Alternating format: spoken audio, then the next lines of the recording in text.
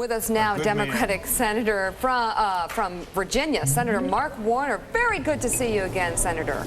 Good morning, Mick. I got to tell you, I'm wondering about my positioning on the show. I'm right after Screamin Jim Cramer and right before Smokin Joe Frazier. I'm not sure where that puts me, but it's thanks all for having about me on. placement, baby, and that's not bad. That's right. I'll take it. I'll be the filler in between. Oh, no, you're great. We're glad to have you on. I want your reaction to the GOP budget, but I'm not sure it's fair to call it an April Fool's joke. I do believe the budget, and tell me if you disagree, raises good questions about well, the math adding up and spending and just how much spending should be happening in the crisis that we're in.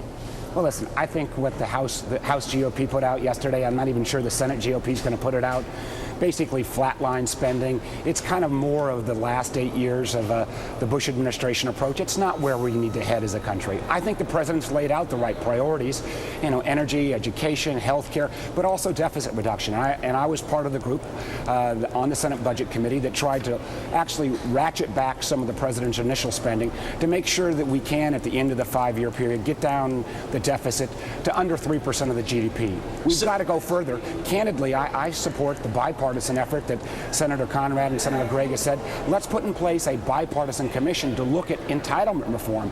We've got to take on long-term systemic spending if we're going to get this deficit under control. The domestic discretionary spending, overall, that's where we fight, but that's not what's really driving these deficit numbers long term.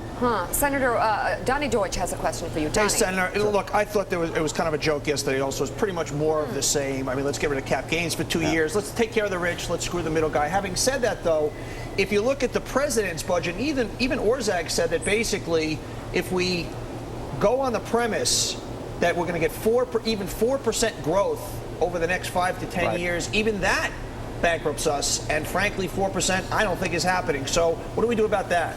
Well, listen, I agree. I got to tell you, having been a governor before, we actually had to make our budgets balance. This exercise in Washington is a little bit new for me. I do think we're going to need to take on entitlement reform. I think we're going to have to take on tax reform. You mentioned earlier in the show that Paul Volcker is going to be heading that up, both important. I also think one of the things the administration could do more on is how do we bring greater efficiency to government. Let's take the stimulus package, for example. The administration promised a lot of transparency. I think the recovery.gov website was a good first step. I think it needs to be more robust. But look at the areas where we're doing some, I think, needed spending around things like weatherization, around things like healthcare IT, around things like smart grid. We're ramping up programs very quickly. We've got to put some metrics in place to make sure that these dollars are spent efficiently.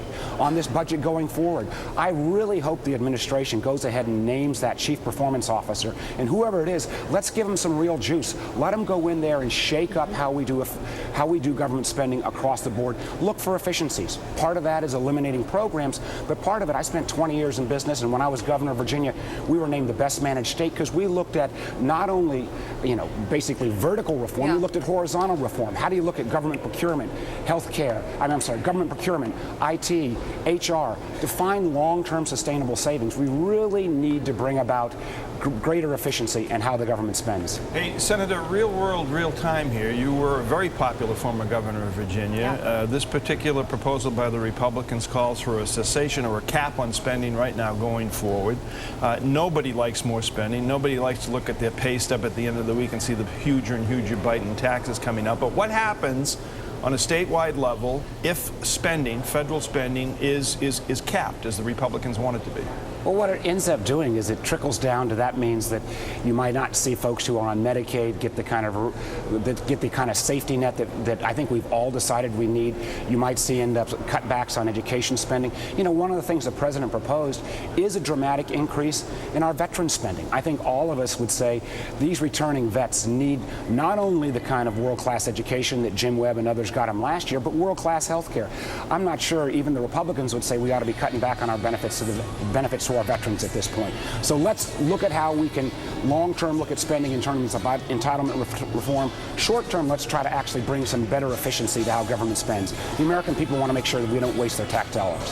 All right. Well, we're going to still ask the questions, though, about how to sustain this thing. Senator Mark Warner, thank you so much. Senator, you won on points today. Don't worry about it. You won on Smokin Joe Frazier coming up. I know, Frazier and Cramer. I don't know where I am in between that, but I'm glad to be here. You're in a good place. We're glad to have you. Thank you so much.